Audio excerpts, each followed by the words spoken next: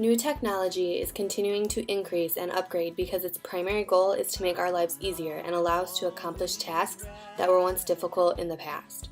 Social practices such as spending time with friends and talking on the phone have influenced some technological advancements, such as the creation of social media sites, which allows one to spend time with friends through a different medium. One can now also use texting as a form of talking with others. Yes, these advancements do make social interaction easier than face-to-face interaction. However, as a society, we are spending more time participating in these activities and much less time participating in traditional social practices. This is also the case within the workplace, as employees are experiencing less contact with their supervisor due to technological advancements. According to George Ritzer, McDonaldization describes the increased control that machines have over employees within the workplace. Employees have less face-to-face contact with their superiors and even require less work duties due to technology. However, these advancements within the workplace create advantages such as efficiency, lower costs, and the need for fewer employees. Technology, specifically new technologies, have had a great impact on societies and have created a force for social change. Many technologies have made a major impact on the way we as a society go about our daily lives and how we behave as a society. According to Edmore Mutiku, technology even influences the way people think and how they relate to one another. For example, we have the ability to communicate and travel almost anywhere and at a faster pace with the technological advancements of the automobile, cell phone, and computer systems within these devices. We can agree that our way of life would be dramatically different if these technologies were never introduced. Ogburn identified technology as the fundamental force of social change through three processes: invention, discovery, and diffusion. As a society, we can think of invention as the creation of materials such as computers. However, Ogburn describes the importance of social inventions such as bureaucracy and capitalism.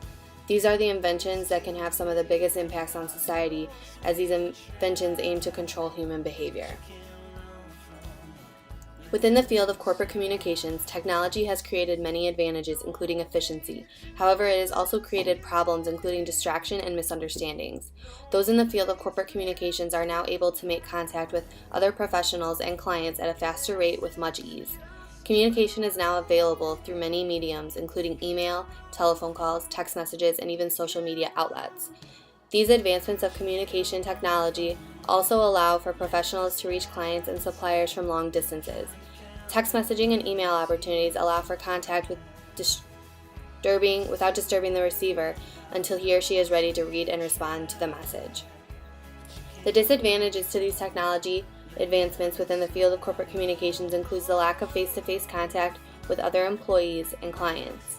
More people are continuing to take advantage of these advancements while disregarding the importance of traditional conversation. While this technology makes the daily work environment and duties more efficient, the lack of face-to-face contact, especially with clients, can create much confusion, resulting in campaign or project errors. The subject of using technology as control, or McDonaldization as Ritzer describes it, continues to fascinate me.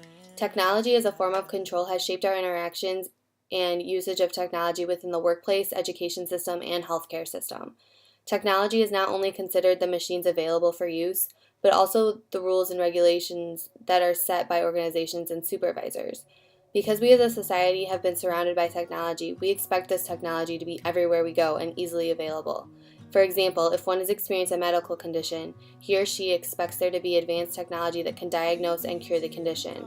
We as a society also expect there to be rules and regulations within every organization or company that we become involved with, either as an employee or a consumer. Technology as control possesses many positives for companies and institutions by allowing for more organization and efficiency, fewer employees, and less costs in the long run.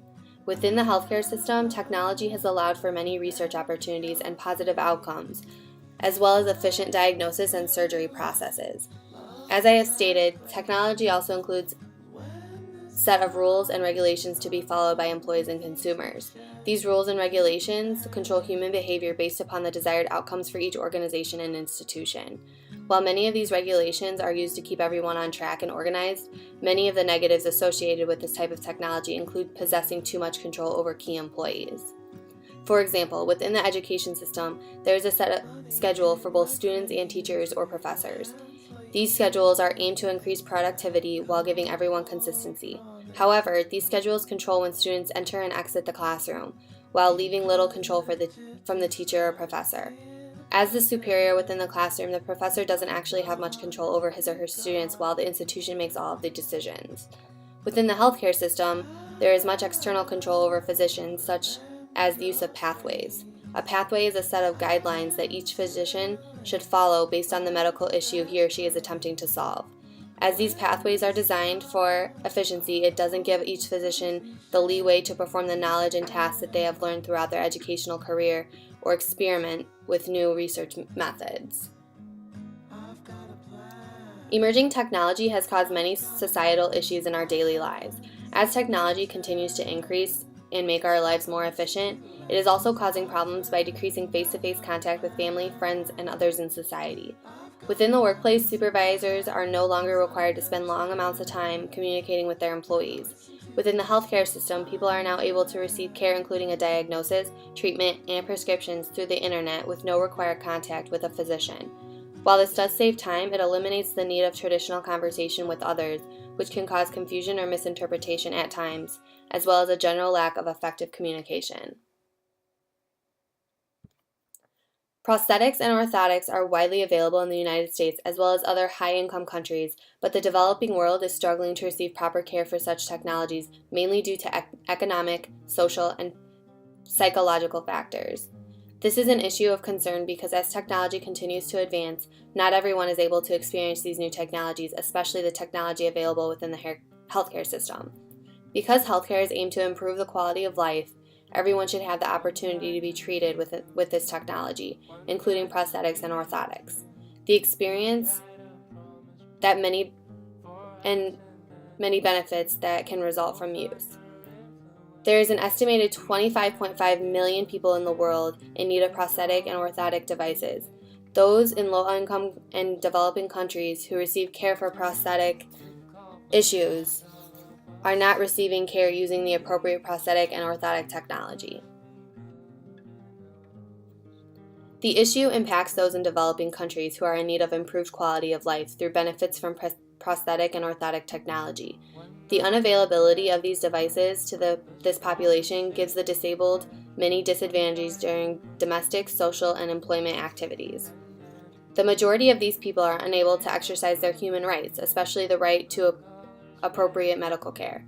This population also faces many factors, including economic, social, cultural, climatic, and psychological. All these factors need to be considered while implementing appropriate prosthetic care.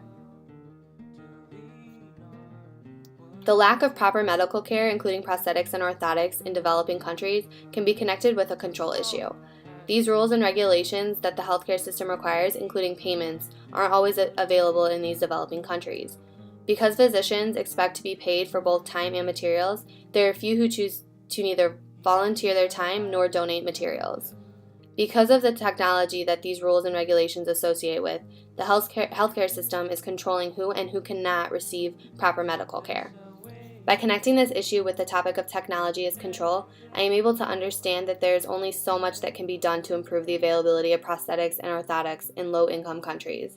However, there are many steps that can be taken in an effort to begin to improve this issue. Based on the many struggles that low-income countries and developing countries face, there should be updated and possibly differentiated regulations so that these countries can receive upgraded medical care in an attempt to improve their overall quality of life. Because low-income countries are unable to receive appropriate prosthetics and orthotics, their overall quality of life is disadvantaged. The lack of these technologies affects their everyday lives, including completing social, domestic, and employment tasks. Not only are these countries in need of these technologies, but also the services that can be provided by physicians, including rehabilitation and follow-ups. I believe that this issue is going to continue to improve as more physicians choose to study and practice abroad in these low-income countries. I believe that technology will continue to improve and be provided to these countries with the help from the government and the healthcare system as more research is conducted and proves the benefits that these technologies provide to these countries. With that being said, for these technologies to improve in these countries, a detailed plan must be created while also conducting much research in the field. The availability of proper medical care as well as prosthetics and orthotics is going to be a continuing struggle in low-income countries. Recommendations can only improve the issue, but sadly will always affect this target population. I believe that the only way to get ahead of the issue is for the government to fund education and research toward the issue. New and updated technology can be used in the education of prospective physicians, as well as technology that can be used for research to test multiple prosthetic limbs, which will find appropriate materials to be used in certain areas. Many education and research programs are available to those currently in the medical field and those looking to work in the medical field, which can be taken advantage of during the learning process. Prosthetic and orthotic technology can be utilized in different ways to make these materials more available to low-income countries. Research has been conducted for the prosthetic foot so that they can be designed for specific areas in need. For example, many areas are in need of prosthetics that experience high temperatures and humidity, so prosthetic feet are tested in a laboratory to ensure that they can withstand these conditions. As technologies continue to advance, more research can be done with other prosthetic limbs similar to these prosthetic feet tests. If I were in charge of addressing this issue, I would implement a plan with both the educational system and the healthcare system, because changes need to begin at the very beginning.